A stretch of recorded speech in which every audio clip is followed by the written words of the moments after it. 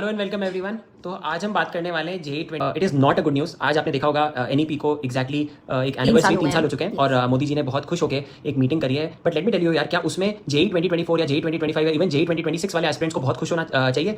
The answer is no, absolutely no. क्योंकि अगर हम देखें तो आईआईटी की सीट्स कितनी है इंडिया में? आईआईटी की सीट है 16,000। मेरी बात ध्यान से सुनना बच्चों, खाली 16,000 बच्चे आईआईटीज में जा सकते हैं, फिर कुछ एनआईटीज में जा सकते हैं। और इस पर कई सारे प्लान्स के बारे में डिस्कस हुआ था जनवरी में। तो मैं आपको एक बार दिखाना चाहता हूँ कि जो यूनियन गवर्नमेंट है ना, जो यूनियन मिनिस्ट्री ऑफ एजुकेशन है ना, उनका एक आर्टिकल आया था जनवरी में which spoke about the plans of intake कि यार गवर्नमेंट इंडिया में है ना कितने आईआईटीज बढ़ाना चाहती है। पिछले 10 साल में इन्होंने अपनी सीट्स को डबल किया है ना। मतलब एक डेकेड लग गया था सीट्स को डबल करने में, और अभी भी यही बोला जा रहा है कि अगले और 10 साल लगेंगे कि आप आईआईटीज की सीट इंडिया में डबल कर पाओगे। इसके जो अभी करंट नंबर है उससे भी डबल कर पाओगे, तो उसमें काफी टाइम लगेगा। Those are usable seats. 2024 को क्या फायदा है इसमें, 2025 को क्या फायदा है इसमें?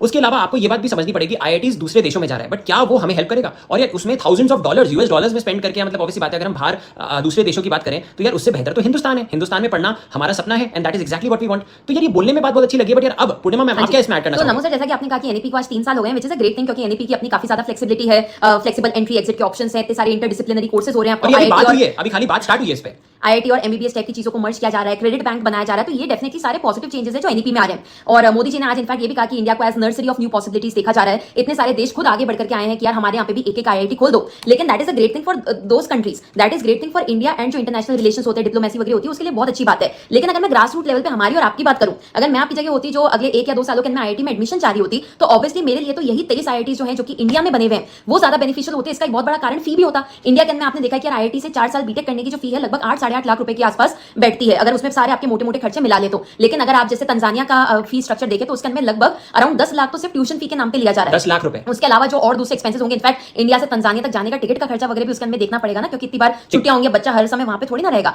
तो ऐसी काफी सारी चीजें हो रही। तो मुझे लगा कि यार this was one thing that clearly stood out today, that okay IIT की इंटरनेशनल वैल्यू बढ़ रही है, लेकिन ग्रास रूट लेवल पे एक बच्चे को उसका उतना ज्यादा फायदा शायद आने वाले कुछ सालों में न दिखे। ऑल्सो भी रीजन इसमें एक और चीज मैं ऐड करना चाहूंगा यार, इसमें ना फंडिंग का बहुत बड़ा क्वेश्चन मार्क था। जब हम बात कर रहे थे कि यार हमें आईआईटीज की सीट को डबल करना है, तो यूनियन मिनिस्ट्री का जो सबसे बड़ा रोड ब्लॉक था कि यार पिछले 5 साल में कोई आईआईटी नहीं आया है ना। अगर आप देखोगे तो यार नए आईआईटीज के लिए हिंदुस्तान में फंडिंग की बहुत ज्यादा जरूरत थी। अब ये फंडिंग नहीं थी, उसके चक्कर में आईआईटीज आ नहीं पाए। और ऑब्वियसली बात है, अगर हम तंजानिया की बात कर रहे हैं तो वहां पे कई सारे अफिलिएशंस और हमारा कॉस्ट काफी कम जा रहा है। ये तो वाली बात हो गई ना कि आपको आईआईटी खोलना आप खोलिए, है ना। It's we are opening a free franchise kind of a thing. आपको जहां ओपन करना है ओपन करिए। बट द पॉइंट बीइंग, जब तक हिंदुस्तान में आईआईटीज नहीं आएंगे, जब तक सीट्स नहीं बढ़ेंगी, तब तक फायदा नहीं होगा, है ना। And that is exactly my point for JEE 2024 and JEE 2025। But यार इसमें चीजें हो सकती हैं। And over to ma'am. हाँ जी। एंड इसके अलावा भी अभी नमो सर काफी ज्यादा मोदी जी को क्रिटिसिज्म भी मिल गया था, क्योंकि उन्होंने जाकर के किसी फॉरेन कंट्री में ये बात हुई थी कि हम तो हर साल एक नई आईआईटी खोलते हैं, लेकिन अगर देखा जाए तो पिछले 5 सालों में एक भी नया आईआईटी या आईआईएम नहीं खुला था। सिर्फ 23 आईआईटीज हैं अभी, जबकि आप देखें तो इंडिया में 28 स्टेट्स हैं, 8 यूनियन टेरिटरीज हैं। So there is still a lot of scope कि नए आईआईटीज खोले जा सके, ओवरऑल सीट्स इंक्रीज हो जाए। और इससे कहीं ना कहीं जो बच्चे हैं जो सही में सीरियस होकर के तैयारी करते हैं, उनको भी बढ़ते कंपटीशन के साथ में, बढ़ते नंबर ऑफ जेई एस्पिरेंट्स के साथ में थोड़ा सा कंफर्ट डेफिनेटली मिलेगा।